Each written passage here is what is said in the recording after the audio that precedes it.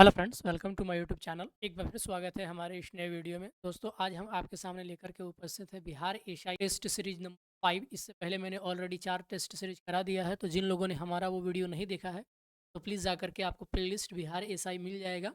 आप सर्च करिए, आपको वो चारों प्लेलिस्ट मिल जाए। तो आज हम अपने अगर वीडियो पसंद आए तो बिल्कुल आप शेयर करना ना, लाइक करना करना ना। आज का हमारा पहला सवाल होगा कि निम्नलिखित में से भारत के कौन से राज्यों की भूटान से लगती है।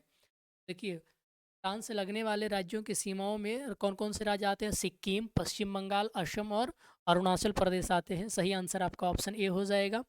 अगला क्वेश्चन है कि निम्नलिखित में से जाफना प्रायद्वीप कौन से देश में स्थित है? जाफना प्रायद्वीप श्रीलंका में स्थित है। आपको बता दें कि जाफना प्रायद्वीप और मेनलैंड श्रीलंका के बीच एक दर्रा है, इसका नाम है हाथी दर्रा। ठीक है, इसको आप याद रखेंगे, हाथी दर्रा नाम है। अगर आपसे पूछ लिया जाए कि हाथी दर्रा कहाँ पर है तो याद रखेंगे उत्तरी जाफना और मेनलैंड श्रीलंका को जोड़ती है, और यहाँ जो है नमक बनाने का बहुत अच्छा स्रोत है ये। अगला क्वेश्चन बढ़ते हैं, तो मोनाजाइट और इल्मेनाइट किसके अयस्क हैं? तो ये थोरियम के अयस्क हैं। और यूरेनियम के अयस्क कौन कौन होते हैं? तो यूरेनियम के अयस्क पिंच ब्लेड और यूरेनाइट होते हैं। थोरियम आपको पता होगा कि भारत के केरल राज्य के तटीय बालू वाले क्षेत्रों में पाया जाता है। नीलगिरी जैवमंडल नीचे का विस्तार किन राज्यों में नहीं है? तो ये आंध्र प्रदेश में नहीं है, बाकी ये तमिलनाडु, केरल और कर्नाटक के ट्राई जंक्शन पर स्थित है। ये से आप ऐसे बनाते हैं केरला, यहाँ पर ऐसे स्थित होता है। राइट, आगे बढ़ेंगे। नेक्स्ट क्वेश्चन हो जाएगा हमारा,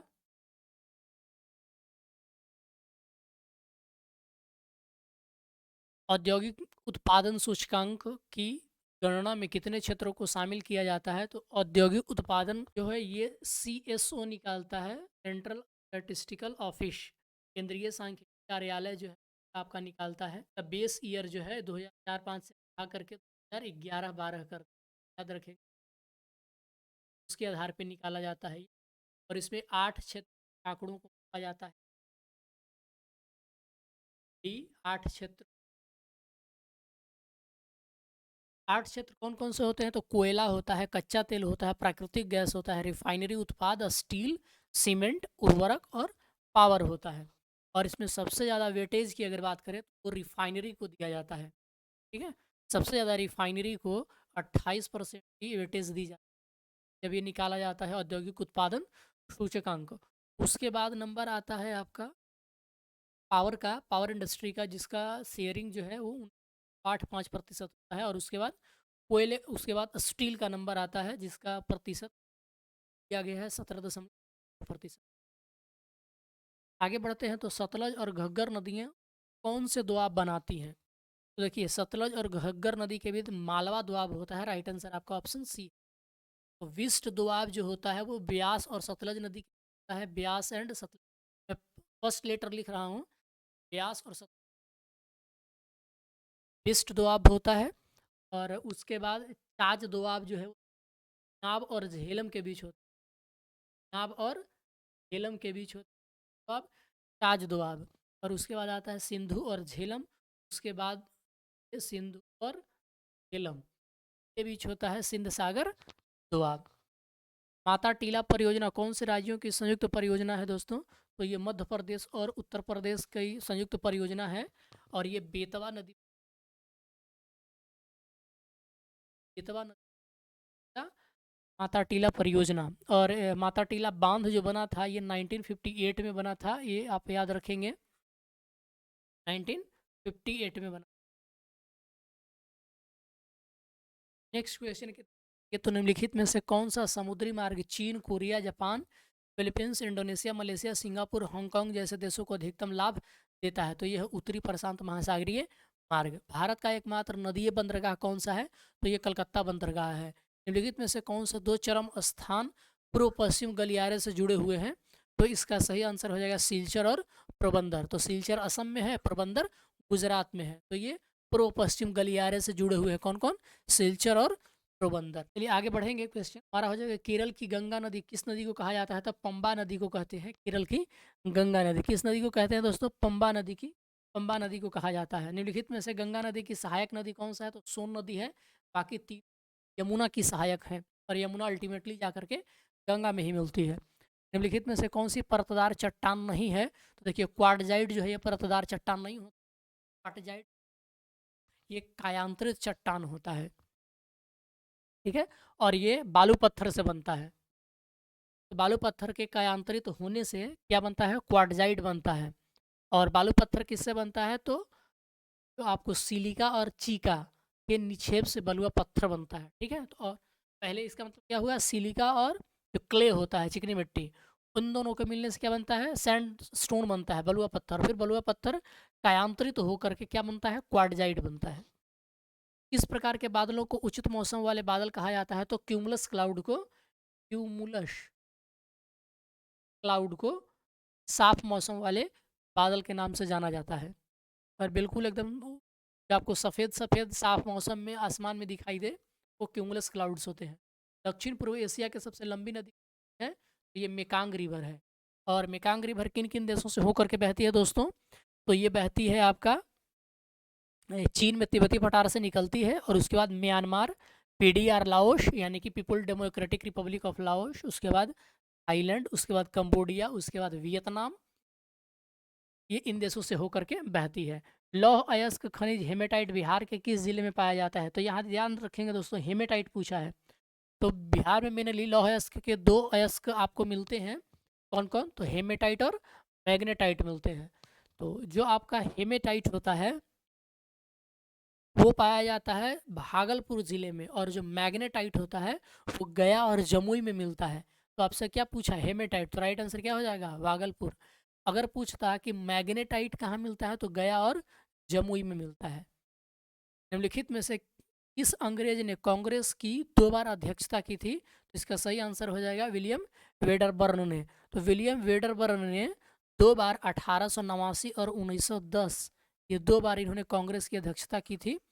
वैसे अगर देखा जाए तो कितने अंग्रेज थे जिन्होंने कांग्रेस की अध्यक्षता की?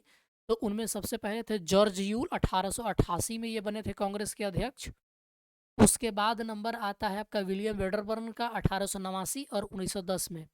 और फिर उसके बाद नंबर आता है अल्फ्रेड वेब का, जो 1894 में कांग्रेस के अध्यक्ष बने थे। और उसके बाद आता है नंबर हेनरी कॉटन का, जो 1904 में बने थे। और लास्ट में एनी बसेंट थी, जो 1917 में बनी थी, ठीक है ना। आगे बढ़ते हैं। तो आईसीसी वार्षिक पुरस्कार 2022 के संदर्भ में कौन सा विकल्प जो है सही सुमेलित? ये पुरुष T20 cricketer of the year Surya Kumar Yadav को मिला है, विराट कोहली को नहीं मिला है, बाकी तीनों सही हैं।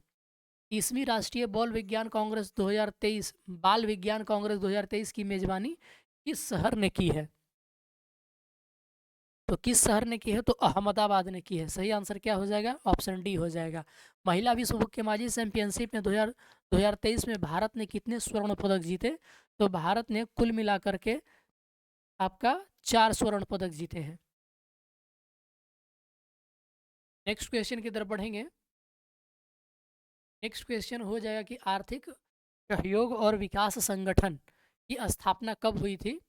यानी कि organisation for economic and cooperation and development, OECD, जिसका सिंपल संक्षेप में कहते हैं, इसकी स्थापना हुई थी दोस्तों 1961 ईस्वी में।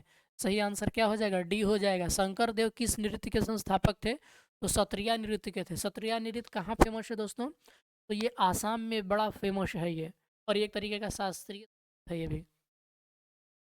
निम्नलिखित में से किसने डेटा लिंक संचार वायु लिंक विकसित किया है? तो सही आंसर क्या है? भारतीय वायुसेना। 2023 में आयोजित रणजी ट्रॉफी का खिताब किस टीम ने जीता है? तो रणजी ट्रॉफी का खिताब सौराष्ट्र ने जीता है। किसको हरा करके?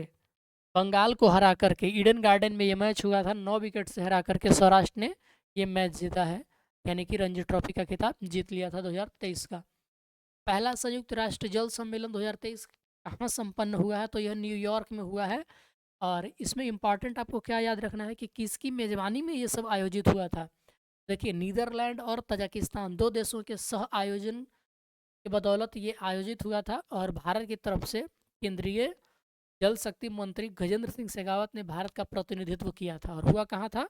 वर्ल्ड वाटर कॉन्फ्रेंस यानी UN वाटर कॉन्फ्रेंस, ये न्यूयॉर्क में हुआ है। नेक्स्ट क्वेश्चन की तरफ बढ़ेंगे। निम्नलिखित में से कौन सा सही सुमेलित है? राज्य और GI टैग आपको बताना है कि कौन सा जीआई टैग सही है। तो देखिए मध्य प्रदेश काकड़नाथ मुर्गा है, ये आपका सही सुमेलित है, बाकी ये सब अलग अलग हैं। देखो तो वायनाड रोबस्ता कॉफ़ी ये केरल का है, आपको पता होगा। वायनाड यहीं से राहुल गांधी सांसद है आपके, वायनाड से ही। असम, असम का क्या है? तो असम का है आपका जुड़िया वाइन, या इसको जुड़ीमा वाइन भी कहते हैं हम। तो जुड़िया वाइन या जुड़ीमा वाइन कहाँ का है? असम का है। और सांगली हल्दी, तो सांगली आंगली आपको पता होगा कि महाराष्ट्र में ये वर्ड इस्तेमाल होता है, तो सांगली हल्दी महाराष्ट्र का है। मुख्यमंत्री वृक्ष संपदा योजना किस राज्य सरकार ने शुरू की है? तो मुख्यमंत्री वृक्ष संपदा योजना ये छत्तीसगढ़ सरकार की योजना है। 27 का राइट आंसर सी हो जाएगा। और इसमें क्या किया जाता है? क्षेत्रों में कॉमर्शियल प्लांटेशन को बढ़ावा दिया जाता है। इसके तहत अगर आप 5 एकड़ में पेड़ लगाएंगे, कॉमर्शियल प्लांटेशन मतलब ऐसी चीज़ें जिनको आप बेच करके पैसे कमा सकें, जैसे कि टिम्बर वगैरह, माने लकड़ी देने वाले पेड़ पौधे, उनको बढ़ावा देने के लिए ये योजना चलाया गया है छत्तीसगढ़ सरकार के द्वारा। अगर आप 10 एकड़ में ये कॉमर्शियल प्लांटेशन करते हैं तो आपको 100% का अनुदान राज्य सरकार प्रोवाइड करती है। आगे बढ़ेंगे तो 32वां सरस्वती सम्मान 2022 ये किसे प्रदान किया गया है? तो ये प्रदान किया गया है शिवशंकरी को। ठीक है दोस्तों, शिवशंकरी के बिरला फाउंडेशन द्वारा प्रसिद्ध तमिल लेखिका शिवशंकरी को 32वां सरस्वती सम्मान देने की घोषणा की गई है। और यह जो है उनका सम्मान संस्मरण सूर्यवंशम के लिए दिया जाएगा। हाल ही में किसने फेमिना मिस इंडिया वर्ल्ड 2023 का खिताब जीता है? तो राइट आंसर हो जाएगा नंदनी गुप्ता, 29 का ए हो जाएगा। और रनर अप रही थी दिल्ली की श्रेया पूजा, और दूसरी रनर अप रही थी मणिपुर की रहने वाली थी थोनाउजम ऑस्ट्रेला लुअंग। ठीक है। और दोस्तों जो फेमिना मिस इंडिया बनता है वो भारत का प्रतिनिधित्व करता है मिस वर्ल्ड प्रतियोगिता में, यानी कि जो नंदिनी गुप्ता होंगी ये जो यूएई में होगा मिस वर्ल्ड प्रतियोगिता, उसमें ये भारत का प्रतिनिधित्व करेंगी। 17 से 19 अप्रैल 2023 को G20 कृषि मुख्य वैज्ञानिकों की बैठक का आयोजन कहाँ किया गया था? तो ये वाराणसी में किया गया था। 30 का राइट आंसर सी हो जाएगा। भारत सरकार ने सल्फर लेपित यूरिया को निम्नलिखित में से किस रूप में पेश करने की मंजूरी दे दी है? तो यूरिया गोल्ड के रूप में। पटना उच्च न्यायालय के मुख्य न्यायाधीश के रूप में किसे नियुक्त किया गया है? तो न्यायमूर्ति के विनोद चंद्रन को नियुक्त किया गया है। आगे बढ़ेंगे तो G20 शिखर सम्मेलन का आयोजन 2023 में किस शहर में किया गया था? तो जापान के हिरोशिमा शहर में किया गया था। स्वदेशी रूप से उत्पादित सस्टेनेबल एविएशन फ्यूल मिश्रण का उपयोग करके भारत की पहली वाणिज्यिक यात्री उड़ान सफलतापूर्वक कहाँ भरी गई थी? तो इसका सही आंसर हो जाएगा पुणे से दिल्ली तक। निम्नलिखित में से किस रेलवे स्टेशन ने सांस्कृतिक विरासत बहाली और संरक्षण के लिए यूनेस्को एशिया प्रशांत मेरिट पुरस्कार 2023 जीता है? तो इसका सही आंसर हो जाएगा दोस्तों मुंबई के बायकुला स्टेशन को पिछले 3 वर्षों से ये दिया जा रहा है। हाल ही में जीआई टैग प्राप्त करने वाला कारी इसाद आम किस राज्य से संबंधित है? तो कारी इसाद आम जो है दोस्तों ये उत्तरी कर्नाटक में,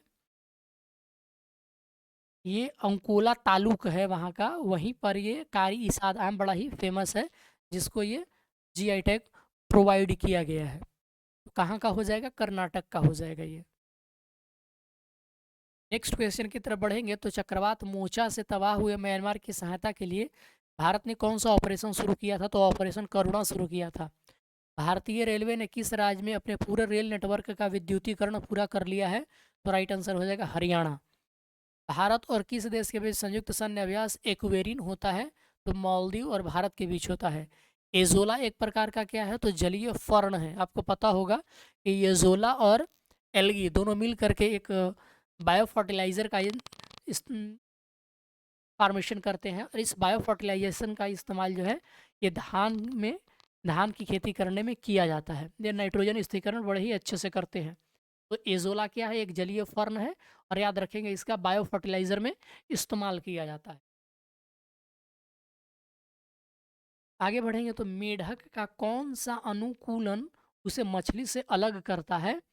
तो त्वचा में श्लेष्मा ग्रंथियों की उपस्थिति जो है ये मछलियों में नहीं होती है। श्लेष्मा ग्रंथियाँ इसलिए होती है ताकि वो जो जब पानी में रहे तो कोई दिक्कत ना हो, और जब पानी से बाहर आ जाए तो वो सूख जाएं। ठीक है, लेकिन मछली ऐसा नहीं करती, उनको ऐसा जरूर कर श्लेष्मा ग्रंथियाँ की ज़रूरत नहीं पड़ती हैं, क्योंकि उनका जो सतह होता है शरीर का वो चिकना होता है बिल्कुल। मॉर्फिन पोस्ते के किस भाग से प्राप्त की जाती है? तो बिना पके फलों से मॉर्फिन प्राप्त किया जाता है, एक तरीके का टॉक्सिक मटेरियल है ये, और ये इसका इस्तेमाल ड्रग बनाने में किया जाता है।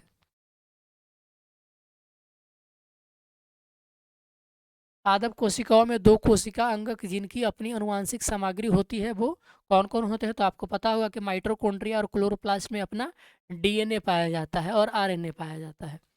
निम्नलिखित में से कौन एक भैंस की एक नस्ल है? तो मुर्रा है। वहीं अगर मस्कवी की बात किया जाए तो मस्कवी दोस्तों ये बत्तख की एक प्रजाति होती है, मस्कवी याद रखेंगे, ये बत्तख की प्रजाति है। हैम्पशायर ये सूअर की प्रजाति होती है, और थरपाकर जो होता है ये गाय की एक प्रजाति होती है। राइट दोस्तों, आगे बढ़ते हैं। तो देखो ये हिंदी वाला क्वेश्चन सही नहीं है, आरएनए पाई जाती है। तो यहाँ से आपका क्वेश्चन है, निम्नलिखित में से कौन सी कोशिका संदेशवाहक के रूप में कार्य करती है? तो देखिए लंबी शाखाओं वाली तंत्रिका कोशिकाएं जो होती हैं वो संदेशवाहक का काम करती है। कंप्यूटर में पावर सप्लाई सिस्टम में प्रयुक्त एसएमपीएस का अर्थ क्या होता है? तो स्विच मोड पावर सप्लाई होता है। मस्तिष्क का कौन सा भाग मानव शरीर की सभी अनैच्छिक क्रियाओं का केंद्र होता है? तो ये होता है मेडुला और ऑब्लोंगेटा।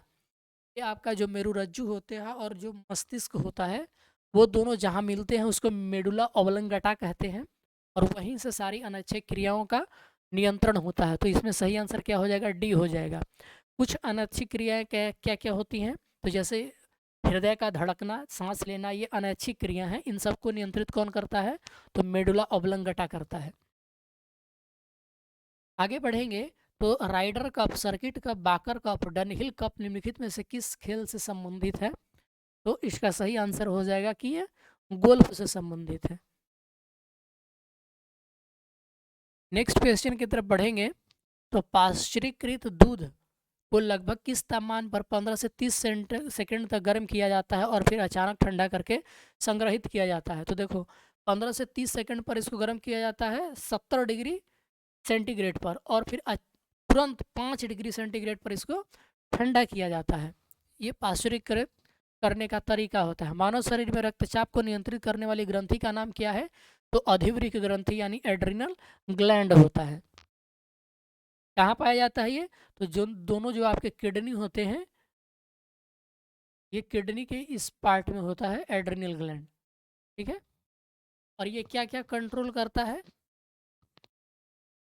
तो एड्रिनल ग्लैंड जो होता है ये रक्तचाप यानी ब्लड प्रेशर, प्रतिरक्षा प्रणाली, और जो कैटाबॉलिक रिएक्शंस होते हैं वो, इन सबको नियंत्रित करने का काम कौन करता है? तो एड्रिनल ग्लैंड यानी कि अधिवृक्क ग्रंथि करती है। सीमा सुरक्षा बल की स्थापना कब की गई थी? तो 1965 में की गई थी सीमा सुरक्षा बल की स्थापना। राइट आंसर आपका ऑप्शन ए हो जाएगा। असम राइफल सबसे पहली बार बना था 1835 इसमें, ये असम राइफल का है ये। और 1984 में क्या बना था? तो राष्ट्रीय सुरक्षा गार्ड, राष्ट्रीय सुरक्षा गार्ड बना था 1984 में, और सीआईएसएफ बना था 1969 में, सीआईएसएफ। निम्न में से किस शासक को काकवर्ण कहा जाता है? तो कालाशोक को कहा जाता है। ये कहाँ का है दोस्तों? तो पुराणों में और दिव्यावदन में। दिव्यावदन क्या है? चलिए कमेंट करके बताइए। मैं इतना बता देता हूँ, दिव्यावदन एक किताब है, और मैं आपको ऑप्शन दे देता हूँ, ये जैन ग्रंथ है या बौद्ध ग्रंथ है। तो आपको बताना है कि दिव्यावदन जो है वो जैन ग्रंथ है या बौद्ध ग्रंथ है। तो पुराणों में और दिव्यावदन में कालाशोक को काकवर्ण कहा गया है। ठीक है दोस्तों, और चलिए, और ये किस वंश के शासक थे? तो हर्यक वंश के शासक हुआ करते थे कालाशोक।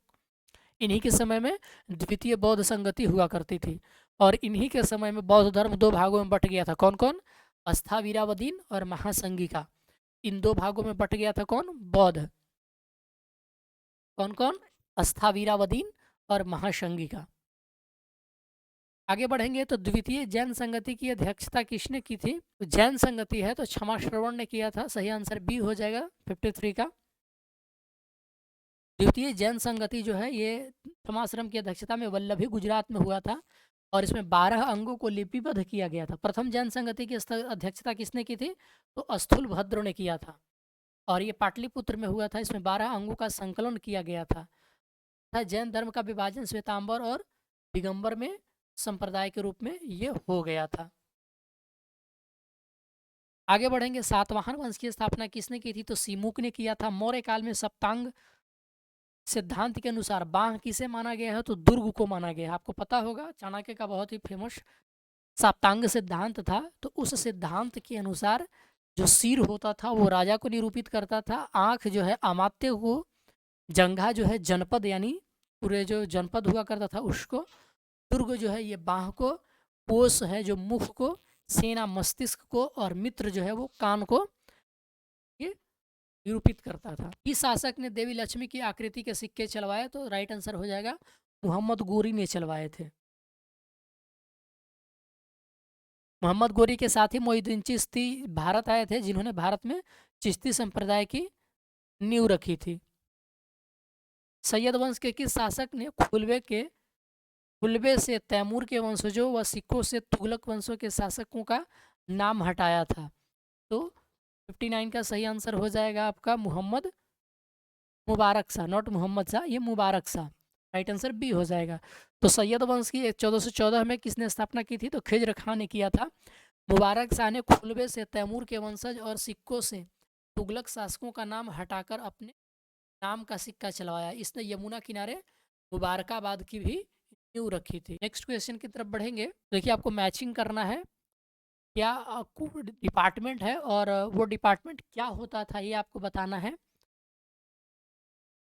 देखो आरी जे मुमालिक जो है ये सैन्य विभाग का प्रधान हुआ करता था। आरी जे मुमालिक धार्मिक मामले का प्रधान नहीं होता था। किसका होता था? तो सैन्य का। और धार्मिक का क्या होता था? तो सदर ए सुदूर। आपको पता होगा सदर ए सुदूर ये होता था धार्मिक मामलों का। बाकी ये तीनों सही हैं, तो गलत कौन सा हो जाएगा? सी। आरी जे मुमालिक क्या था? सैन्य का। किस गुरु ने गुरुमुखी लिपि का आविष्कार किया था? तो राइट आंसर क्या हो जाएगा? ये हो जाएंगे गुरु अंगद ने, ऑप्शन बी। तो गुरु अंगद ने गुलरुखी या गुरुमुखी लिपि का आविष्कार किया था। गुरु अमरदास ने लंगर प्रथा को स्थायी बनाया था और अर्जुन देव ने आदि ग्रंथ का संकलन किया। अब आपका अगला सवाल है कि निम्नलिखित में से कौन बौद्ध धर्म से संबंधित है? वैभाषिक, सयादवाद, संस्कार और पबजा ये चारों बौद्ध धर्म से संबंध रखते हैं।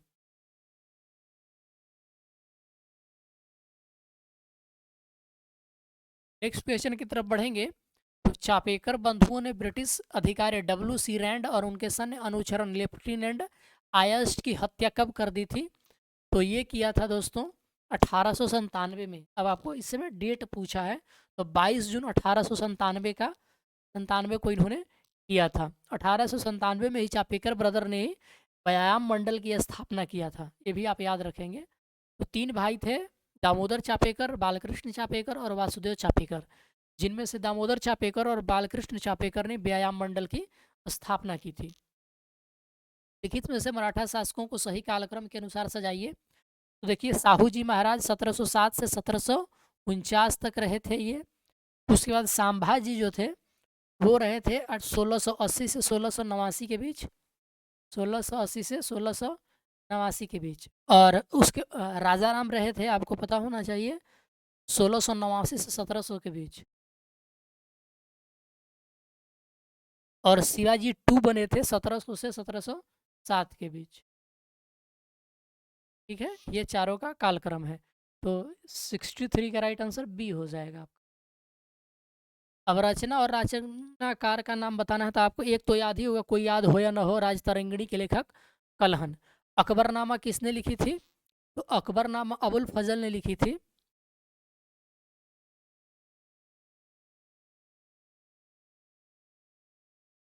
ठीक है, तुगलकनामा अमीर खुसरो ने लिखी थी। अकबरनामा अबुल फजल ने, तुगलकनामा अमीर खुसरो ने, राजतरंगिणी कलहन ने और किताब उल हिंद अल बेरूनी ने लिखा था। तो 57 का राइट आंसर डी हो जाएगा। नेक्स्ट क्वेश्चन की तरफ बढ़ेंगे। तो निम्न में से किसका निर्माण मोहम्मद कुली कुतुब शाह ने करवाया था? तो सही आंसर क्या हो जाएगा दोस्तों? चार मीनार, हैदराबाद का चार मीनार जो था वो कुली कुतुब शाह ने बनवाया था। देखिए, मोहम्मद कुली कुतुब शाह ने चार मीनार का निर्माण कराया। बीजापुर का गोल गुम्बद का निर्माण मोहम्मद आदिल शाह ने करवाया था। आदिल शाही डायनेस्टी के थे ये। बुलंद दरवाजा का निर्माण अकबर ने गुजरात विजय के उपलक्ष्य में 1602 ईस्वी में। चलिए कमेंट करके बताइए जामा मस्जिद किसने बताया बनाया था। बहुत ही सिंपल है। अगला क्वेश्चन है कि भारत में प्रथम मकबरा जो शुद्ध इस्लामिक शैली में निर्मित हुआ था वो कौन था? तो बलबन का मकबरा था। इस आंदोलन को गांधी जी के सविनय अवज्ञा आंदोलन से जोड़ा गया था। तो ये नागा विद्रोह, राइट आंसर आपका ऑप्शन टी हो जाएगा। तो नागा विद्रोह को गांधी जी के सविनय अवज्ञा आंदोलन से जोड़ा गया था। और इस आंदोलन का नेतृत्व या प्रारंभ किसने किया था? तो रोंगमई जदुनांग ने किया था। जदुनांग की आने के बाद रानी गैडिल्ह्यू का नाम ने आपने सुना होगा। ये एक आदिवासी महिला थी। इन्होंने फिर इस आंदोलन का नेतृत्व किया था। जवाहरलाल नेहरू और आज़ाद हिंद फौज ने रानी गौडिल्ह्यू को रानी की उपाधि दी थी। क्वेश्चन नंबर 70 का राइट आंसर हो जाएगा आपका ऑप्शन सी। आप मिला लेंगे कौन क्या है। अब आपको पूछता है कि कौन सा काम जो है किस वायसराय के समय में हुआ था। देखो, सती प्रथा पर जो प्रतिबंध लगा था दोस्तों, वो लगा था 1829 ईस्वी में। डेट बहुत इंपॉर्टेंट है। उसमें विलियम बेंटिंग थे।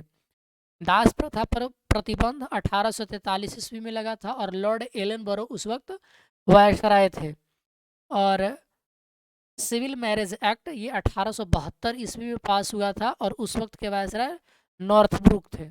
शारदा एक्ट ये आपका आया था 1929 ईस्वी में और इस समय के वायसराय लॉर्ड इरविन थे। शारदा एक्ट हिंदू विवाह मैरिज से रिलेटेड था।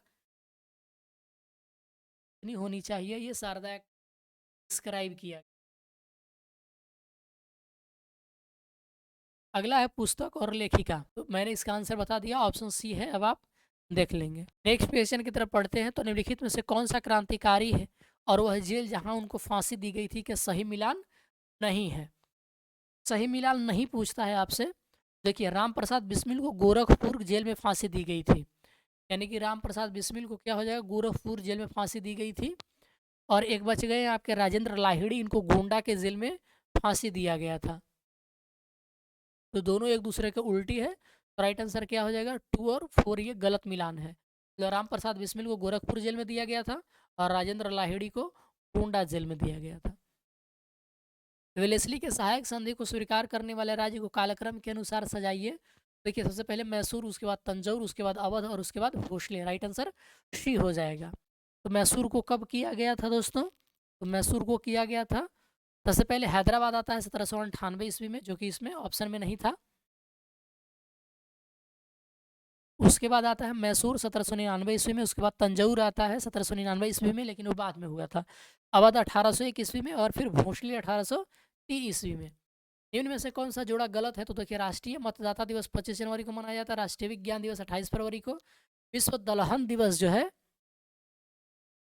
ये 10 फरवरी को मनाया जाता है। 8 फरवरी को नहीं मनाया जाता, 10 फरवरी को। तो ये आपका गलत हो जाएगा। अगला क्वेश्चन है कि इनमें से कौन राजपूतों के वंशज खजुराहो मंदिर से जुड़े हुए हैं? तो सही आंसर हो जाएगा चंदेल वंश। तो ऊपर के क्वेश्चन का ये ऑप्शन है कि विश्व आर्द्र भूमि दिवस 2 फरवरी को मनाया जाता है। सही है, वर्ल्ड वेटलैंड्स डे। इस पंचवर्षीय योजना के दौरान सरकार ने कृषि नीति अपनाई जिसने हरित क्रांति को जन्म दिया था। तो ये ऑप्शन सी हो जाएगा। तीसरी पंचवर्षीय योजना हरित क्रांति के लिए फेमस है। मुद्रास्फीति को नियंत्रित करने के लिए निम्न में से किसमें वृद्धि कर दी जाती है? तो किसमें वृद्धि करोगे? तो मौद्रिक नीति के तहत देश के केंद्रीय बैंक द्वारा मुद्रास्फीति को नियंत्रित करने के लिए रेपो दर, रिवर्स रेपो दर, सीआरआर और एसएलआर में वृद्धि कर जाती है। तो सब के सब सही है, 1 2 3 4। यानी कि repo rate, reserve repo rate, sorry reverse repo rate और सीआरआर और एसएलआर। ये होता है कैश रिजर्व रेशियो और ये होता है statutory liquidity ratio, statutory liquidity ratio. अंतर्राष्ट्रीय वित्त निगम का मुख्यालय कहाँ है? यानी कि इंटरनेशनल फाइनेंस कॉरपोरेशन का मुख्यालय जो है दोस्तों, यह है आपका वाशिंगटन डीसी में। इसकी स्थापना 1956 में किया गया था। कब किया गया था? 1956 में किया गया था। इसका मुख्यालय भी वाशिंगटन डीसी में ही है। वर्तमान में इसके 184 और भारत भी इसका संस्थापक देश है। सहकार मित्र योजना का संबंध किससे है? तो सहकार मित्र योजना का संबंध जो है ये कृषि से है। सरकारी समितियां तो सहकारी समितियां तो आपने सुना होगा, ये उसी से रिलेटेड है। किसने कहा था संविधान सभा की बैठक ऐसा विवाह है जिसकी दुल्हन ही गायब है? तो इसका सही आंसर होएगा विंस्टन चर्चिल ने ये बात बोली थी। बहुत ही फेमस है, वीवीआई, आप इसको याद रखेंगे।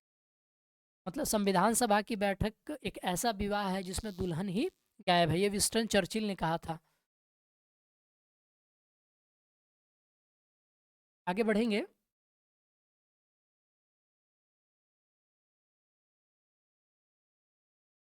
विधि के समक्ष समानता की अवधारणा किस देश के संविधान से लिया गया है? तो ये ब्रिटेन के संविधान से लिया गया है, अनुच्छेद 14वें में है ये। और कानूनों के समान संरक्षण की अवधारणा जो है ये अमेरिकी संविधान से ली गई है। ठीक है, दो वर्ड होते हैं, एक होता है concept of equality before law. Equality before law ये ब्रिटेन से है, और इक्वल प्रोटेक्शन ऑफ लॉ ये यूएसए से लिया गया है। विभिन्न कृषि क्रांति और उसके जनक का मिलान करना है आपको। तो देखिए, हरित क्रांति के जनक एम स्वामीनाथ थे, खाद्यान्न उत्पादन से रिलेटेड है ये। हरित क्रांति के जनक एम स्वामीनाथन थे। श्वेत क्रांति के जनक वर्गीज कुरियन को, जिनका हाल ही में भी निधन हो गया है, वर्गीज कुरियन थे। स्वर्ण क्रांति ये निरपाख तुतेत्र से रिलेटेड ये हैं, निरपाख तुतेत्र थे, ये बागवानी और शहद उत्पादन से रिलेटेड है स्वर्ण क्रांति। तो निरपाख तुतेत्र हैं ये स्वर्ण क्रांति, यानी निरपक टूटेज भी कहते हैं इनको। पीली क्रांति का संबंध सैम पित्रोदा, आपने नाम सुना होगा, ये कांग्रेस के लीडर भी रहे थे कुछ समय पहले तक। सैम पित्रोदा ये पीली क्रांति के जनक इनको माना जाता है। तिलहन उत्पादन से ये रिलेटेड है पीली क्रांति। तो 75 का राइट आंसर क्या हो जाएगा? सी हो जाएगा। भारतीय संविधान में नीति निर्देशक तत्व किस अधिनियम से लिया गया था? तो नीति निर्देशक तत्व जो है ये लिया गया था दोस्तों भारत शासन अधिनियम 1935 के तहत। सही आंसर सी हो जाएगा। चलिए नेक्स्ट क्वेश्चन बढ़ते हैं। तो दी गई कंपनियों में से कौन सी कंपनी महारत्ना कंपनियों में शामिल नहीं है? देखिए दोस्तों, ये जो नाल्को है, हाल है और बेल है, ये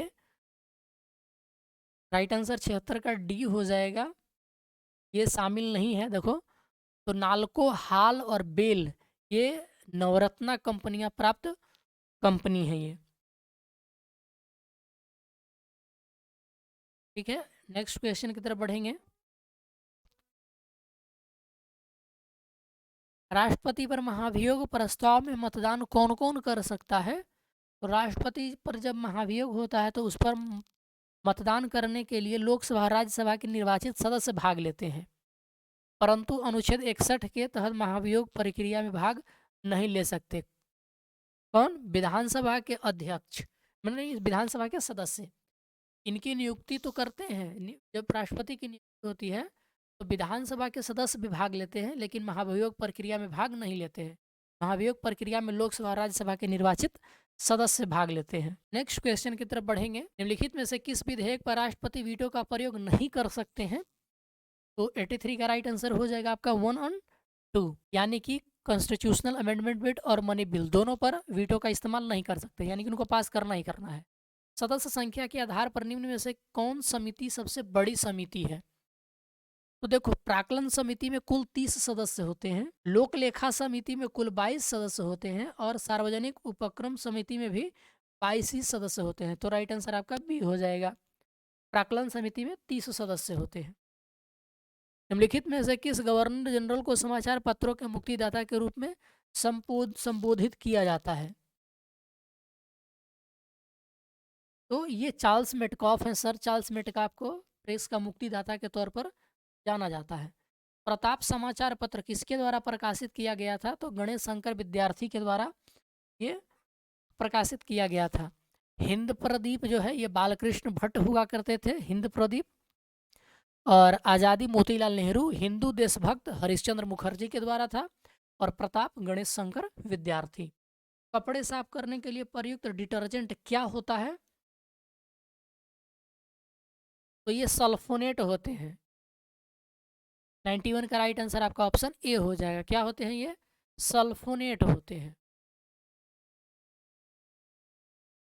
ग्रैनविल ऑस्टिन के अनुसार भारतीय संविधान का कौन सा भाग संविधान की अंतरात्मा कहलाता है?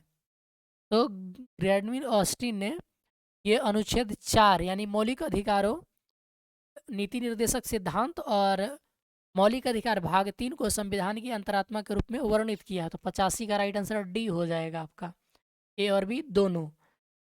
किस राज्य में 4 स्तरीय पंचायती राज व्यवस्था है? तो राइट आंसर पश्चिम बंगाल हो जाएगा, डी। तो देखिए, पंचायती राज के 4 स्तर ग्राम पंचायत, अंचल पंचायत, आंचलिक परिषद और जिला परिषद है। तो पश्चिम बंगाल में 4 स्तर पे होता है। भारत में वर्ग निर्माण का आधार क्या है?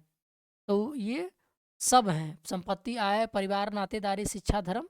राइट आंसर डी हो जाएगा। कोयले का दहन किस प्रकार की रासायनिक प्रतिक्रिया कहलाती है? तो कोयले का दहन जो है ये संयोजन अभिक्रिया है, कार्बन और ऑक्सीजन अभिक्रिया करके CO2 का निर्माण करते हैं। सलीम अली जुब्बा साहनी बरेला झील पक्षी अभ्यारण्य ये कहाँ पर है?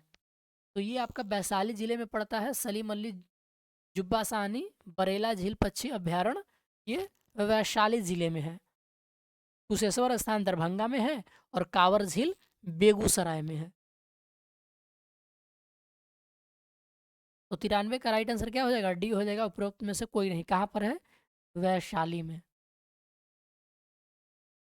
इस अनुच्छेद के तहत राष्ट्रपति संसद के दोनों सदनों द्वारा पारित विधेयक पर अपनी सहमति रोक सकता है। तो 94 का राइट आंसर हो जाएगा ऑप्शन बी, अनुच्छेद 111। नेक्स्ट क्वेश्चन की तरफ बढ़ते हैं।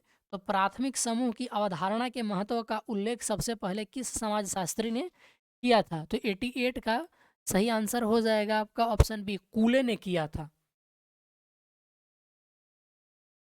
मालवीय मिशन किसके द्वारा शुरू किया गया था? तो मालवीय मिशन जो है ये शिक्षण प्रशिक्षण के लिए किया गया था। राइट आंसर आपका ऑप्शन ए हो जाएगा। यहाँ से मैथमेटिक्स के क्वेश्चन शुरू होते हैं, तो आप एक एक करके इनका मैं आंसर बता देता हूँ, आप इनको सॉल्व करिए। अगर कोई प्रॉब्लम होता हो तो कमेंट करके ज़रूर बताएं। तो देखो 96 का राइट आंसर ऑप्शन ए है आपका, ए का बीटा। 97 का राइट आंसर हो जाएगा ऑप्शन सी। ठीक है, आप सॉल्व करिए इसको, अगर नहीं होता है तो प्लीज़ कमेंट करके बताएं। 98 का राइट आंसर बी हो जाएगा 166%। ठीक है, और 99 का आपका राइट आंसर हो जाएगा ए 35, और 100 का राइट आंसर हो जाएगा आपका, तो 100 का राइट आंसर हो जाएगा दोस्तों option D, none of the above. तो चूंकि टेलीफोन का डायल पर एक संख्या शून्य है, इसलिए उन सभी पर संख्याओं का गुणनफल शून्य हो। कोई भी आंसर सही नहीं है। तो दोस्तों ये था हमारा टेस्ट सीरीज नंबर 5। अगर वीडियो पसंद आया हो तो प्लीज़ लाइक करिए, शेयर करिए और सब्सक्राइब करिए। ठीक है दोस्तों, ज़्यादा से ज़्यादा लोगों तक पहुंचाइए। वीडियो देखने के लिए आप सबका बहुत बहुत शुक्रिया। मिलते हैं नेक्स्ट वीडियो में, तब तक के लिए धन्यवाद। ठीक है।